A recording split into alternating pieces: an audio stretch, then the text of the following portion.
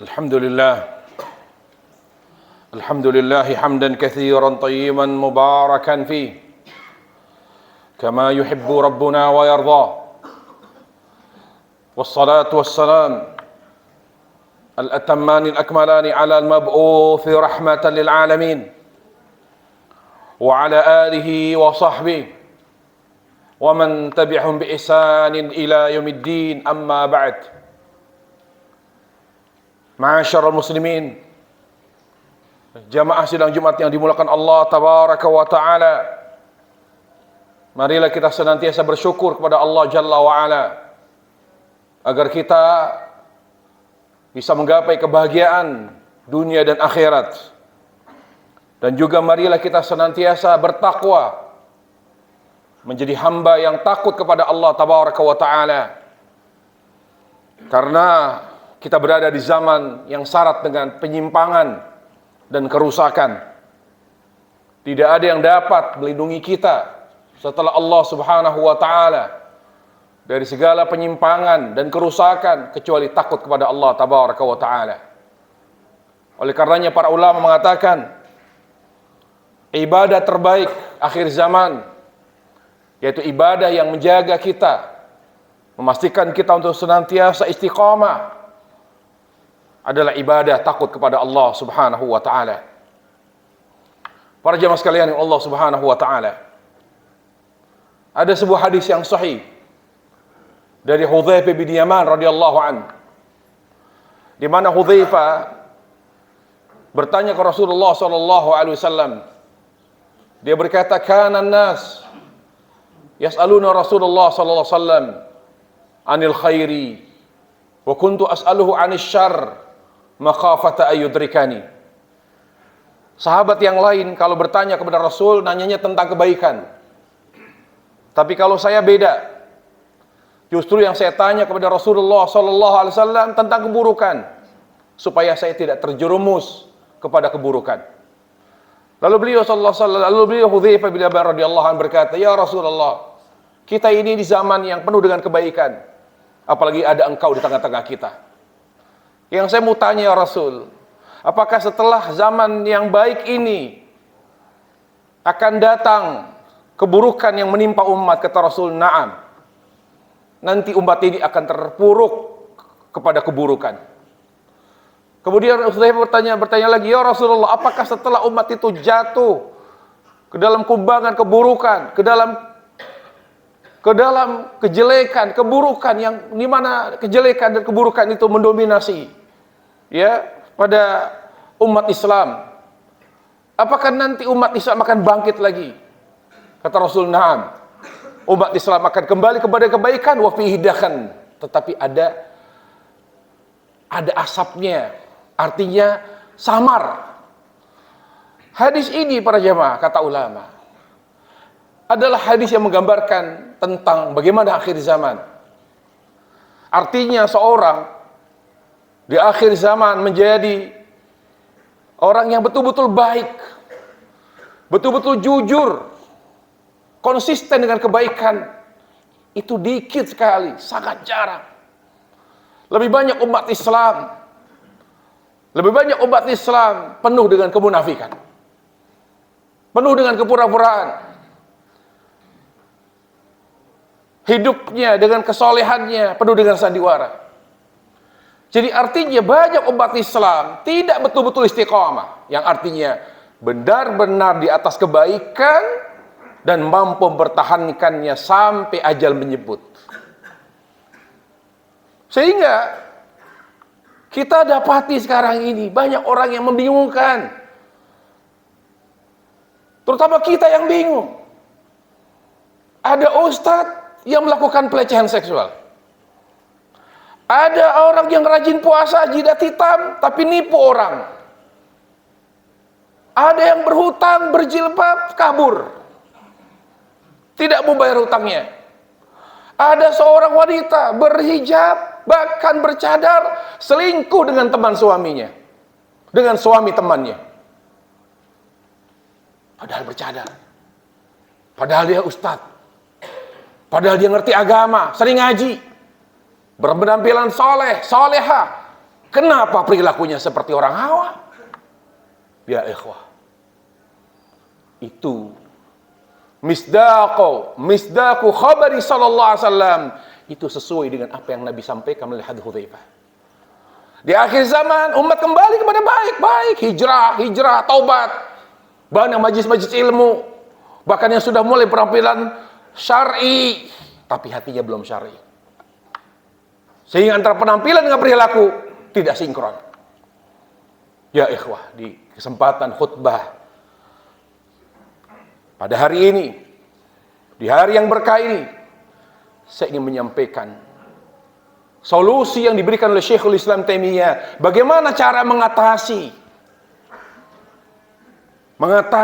fenomena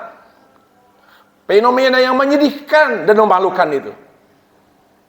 Banyak orang hijrah, berbela syar'i, tapi perilakunya seperti tidak ngerti agama. Orang awam menipu aja udah salah, apalagi sudah ngerti agama. Harusnya lebih berhati-hati, lebih jauh dari segala kezaliman terhadap orang lain. Kita tahu dosa sama Allah, Allah pasti memaafkan. Atau paling besar kemungkinan untuk dimaafkan. Tapi kalau dosa sama manusia tidak Allah maafkan. Makanya di sana ada namanya, kata Rasulullah, orang yang bangkrut. Jadi jangan pernah main-main, jangan pernah meremehkan kezaliman terhadap manusia. Apalagi kalau kita sudah berbenar-benar syar'i, sudah ngerti agama. Mari ya ikhwah, para jemaah sekalian, simak apa yang disampaikan oleh Ibnu Taimiyah rahimahullah ketika memberikan solusi untuk mengatasi fenomena ini. Jadi kita usah kaget kalau kok ada ustadz kok begitu nikahi perempuan tanpa wali. Kok ada seorang tokoh agama, santri dicabuli, disodomi, santriwatinya dilecehkan. Jangan heran. Karena kata beliau, untuk betul-betul menjadi orang itu, seorang muslim menjadi soleh betul, harus ada padanya 3. Beliau mengatakan, jalan menuju kesolehan yang autentik atau hakiki harus terdapat adanya 3 unsur. 3 unsur itu tidak berdiri sendiri, tapi saling menguatkan. Apa saja yang pertama? Yang pertama,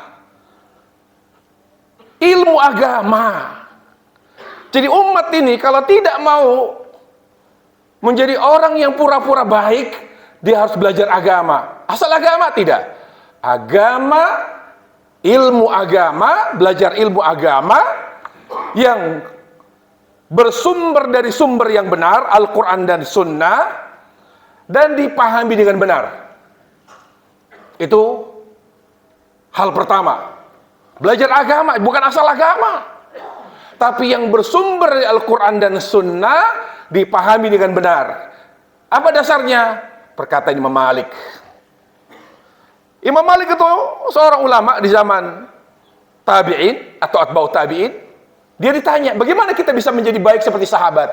Kata beliau, la yasluha amru hadhil ummah illa bima saluha bi awwaluha. Kita tidak akan pernah benar. Yang ada kita hanya pura-pura benar sampai kita mengikuti cara beragama sahabat. Bagaimana mereka bisa menjadi orang baik? Karena mereka kembali kepada Al-Quran dan Sunnah, belajar agama benar, sumbernya benar, dipahami dengan benar. Itu dasarnya perkataan Imam Malik. Menurut Ibnu Taimiyah, kesolehan harus dibangun di atas ilmu yang bersumber dari Al-Quran dan Sunnah, serta dipahami sesuai dengan manhaj salaf atau manhaj sahabat radhiyallahu anhum. Kenapa? Karena ilmu yang benar, ilmu agama yang benar, bersumber dari sumber yang benar, dipahami dengan pemahaman yang benar, menjaga seseorang dari kesesatan. Ya, menjaga seorang dari kesesatan. Kesesatan kenapa? Karena tidak berdalil atau berdalil dengan pemahaman yang salah. Dan ia menegaskan bahwa banyak penyimpangan itu lahir dari 2 sebab. Yang pertama, salah dalam mengambil dalil, salah dalam berdalil, dan atau rusaknya pemahaman terhadap dalil. Yang kedua, kata beliau, setelah udah belajar agama, bahkan dia sudah level ustadz, dai, kok masih berani? Kok tidak takut kepada Allah. Dia tidak sadar bahwa dia harus jadi panutan. Gak heran walaupun dia sudah ngerti agama. Kenapa? Karena dia tidak melakukan dua hal yang kedua. Apa itu? Tadabbur. Perenungan mendalam terhadap dalil Al-Quran dan hadis Rasulullah SAW. Makanya Allah menegaskan, Al-Quran itu aku turunkan bukan untuk dibaca, tapi tujuan utama Al-Quran diturunkan, aku turunkan, kami turunkan untuk ditadabburi. Allah berfirman, kitabun anzalnahu ilaik liyadabbaru ayati waliyatadzakkar ulul albab. Kitab yang penuh dengan berkah yang kami turunkan untuk ditadabburi. Jadi ilmu agama saja tidak cukup, harus diiringi dengan tadabbur. Kenapa harus ada tadabbur orang yang sudah ngerti agama? Karena dengan tadabbur Al-Quran, tadabbur hadis Rasulullah, menjadikan ilmu agama menjadi hidup di dalam hati, hidup dia. Jadi selalu dia ada rem. Untuk melakukan penyimpangan ada rem. Apa saja bentuk keharaman terhadap manusia, dia mikir, ada rem. Kenapa? Dia tahu dan hidup, sehingga dia tidak melakukan. Kalau hanya tahu, tapi tidak ada tadabbur, mati ilmu agamanya. Ya ikhwah, para jamaah. Dengan tadabbur, seorang menangkap hikmah. Tujuan syariat, tujuan Islam itu apa? Dan keterkaitan ayat dengan realitas. Inilah yang membedakan antara orang hafal Quran, bisa jadi dia hafal Quran, mungkin punya pesantren, Quran, Darul Quran, tapi menipu banyak umat. Berapa banyak umat yang ditipu, dibohongi dengan segala propagandanya, dengan segala programnya. Ternyata nihil, tidak ada. Mengumpulkan uang miliaran dari uang umat. Kenapa? Karena dia hanya hafal, tapi tidak benar-benar memahami dan mengamalkan Al-Quran dan hadis Rasulullah sallallahu alaihi wasallam. Ibn Taimiyah rahimahullah menekankan tadabbur Al-Quran, tadabbur ilmu agama yang kita telah pelajari, kunci terbukanya hidayah. Dan yang ketiga, kata beliau, kenapa kita harus belajar agama di sumber yang benar, dipahami dengan benar, dan sering mentadaburi ayat dan hadis Rasulullah, agar ilmu agama itu hidup menjadi rem. Gak berani macam-macam, gak berani main perempuan, mikir, ngambil uang orang, mikir, bayar hutang, kabur dari hutang, mikir, bawa kabur uang orang, mikir, korupsi, mikir. Apa itu? Yang ketiga adalah takut kepada Allah. Takut kepada Allah Jalla wa'ala.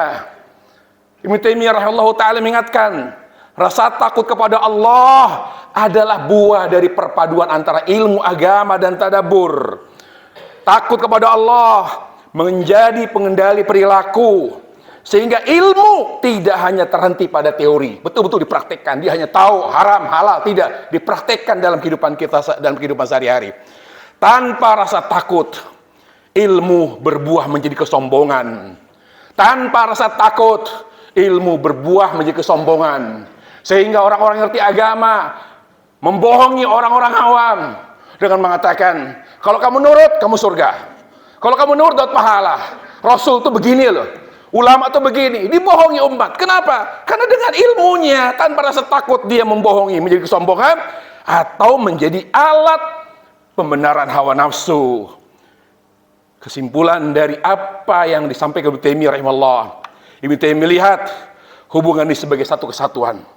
Seorang muslim yang ingin jujur dengan kebaikannya, bukan pura-pura, jauh dari kemunafikan, maka yang pertama dia harus belajar agama dari sumber yang benar, dipahami dengan benar, dan dia harus merenungi semua ilmu yang telah dia pelajari agar menghidupkan pemahaman, menghidupkan ilmu agama dalam hatinya. Yang ketiga, dia harus punya rasa takut, karena rasa takut itu adalah rem. Kata Nabi alaihissalam, al-imanu qaidul fath. Iman itu, rasa takut kepada Allah itu pengendali seorang dari hal-hal yang diharamkan Allah. Dialah yang mengontrol, dialah yang mengendalikan seorang muslim untuk berbuat apapun yang diharamkan Allah subhanahu wa ta'ala. Sekaligus takut kepada Allah tabaraka wa ta'ala akan menggerakkan amal. Menggerakkan amal. Seorang tidak sholat, mikir, tergerak dia untuk sholat. Seorang ingin mendolimi, tergerak dia untuk tidak mendolimi. Menggerakkan diri kita kepada amal yang baik dan soleh di sisi Allah Subhanahu wa taala. Aqulu qouli hadza wa astaghfirullah li wa lakum wa lisairil muslimina min kulli dhanb fastaghfiru innahu huwal ghafurur rahim.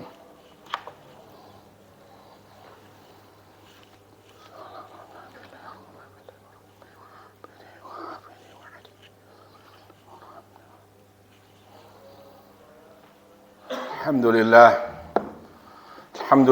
ala ihsanih wasyukuru lahu ala taufiqihi wa amtinani wassalatu wassalamu ala rasulillah hadil bashariyati jam'a alladhi adda al-amana wa nasaha al-ummah wa jahada fil haqqa jihadi wa ala alihi wa sahbihi wa man sara ala nahji ila yaumiddin amma ba'd.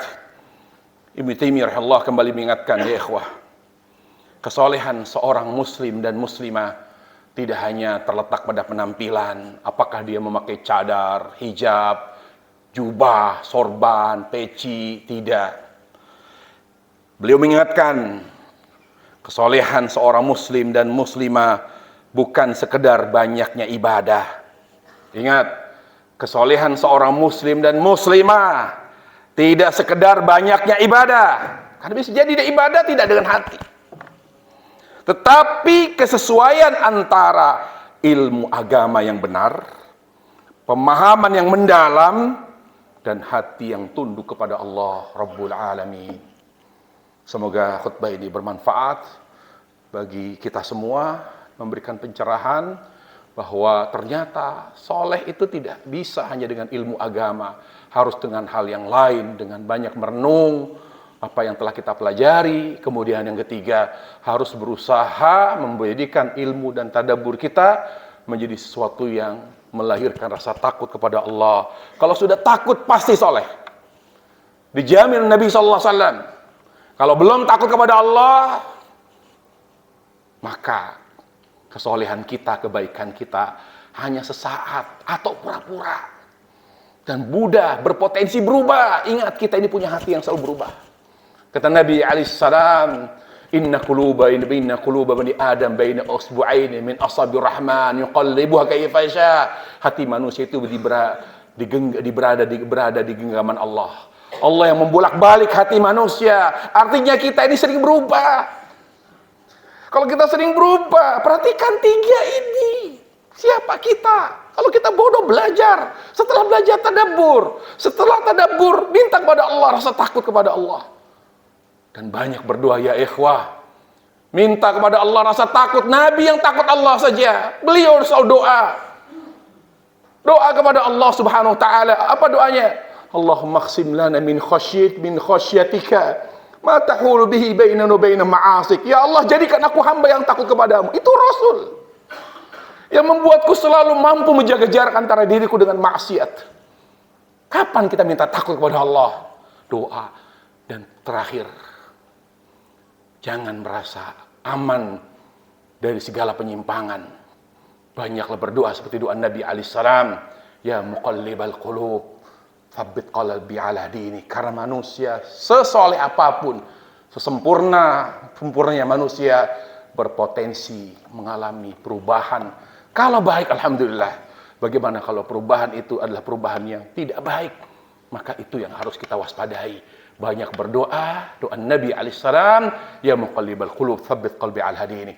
Semoga Allah Jalla wa'ala mengampuni seluruh dosa-dosa kita, merahmati kita semua, memaafkan segala kealpaan dan kesalahan kita. Semoga Allah senantiasa memberikan kita taufik, sehingga kita bisa menjadi orang yang semakin bertambah kebaikan, dekat kepada kebaikan, dengan bertambahnya umur dan usia kita. Semoga Allah Jalla wa'ala memberkahi hidup kita, mewafatkan kita dalam keadaan husnul khatimah. Allahumma ighfir lil muslimin wal muslimat al ahya'a minhum wal amwat innaka sami'un qaribun mujibud da'wati ya qadhiyal hajat. Allahumma izzil islam wal musyrikin wal muslimin wa adilla syirk wal musyrikin wa damir a'da'a dini ya arhamar rahimin. Rabbi ighfir lana wa liwalidina warhamhuma kama rabbayana shighara. Rabbana hab lana min azwajina wa dhurriyyatina qurrata a'yun waj'alna lil muttaqina imama. يا مقلب القلوب ثبت قلوبنا على دينك يا مقلب القلوب ثبت قلوبنا على دينك اللهم أصلح لنا ديننا الذي عصمة أمرنا وأصلح لنا دنيا الذي فيها معاشنا وأصلح آخرتنا الذي إليها معادنا واجعل الحياة زيادة لنا في كل خير واجعل الموت راحة لنا من كل شر اللهم آتنا في الدنيا حسنة وفي الآخرة حسنة وقنا عذاب النار سبحان رب العزة عما يصفون وسلام على المرسلين والحمد لله رب العالمين عباد الله إن الله يأمر بالعدل والإحسان وإيتاء ذي القربى وينهى عن الفحشاء والمنكر والبغي يعظكم لعلكم تذكرون فاذكروا الله يذكركم واشكروه على نعمه يزدكم ولذكر الله أكبر والله يعلم ما تصنعون أقيموا الصلاة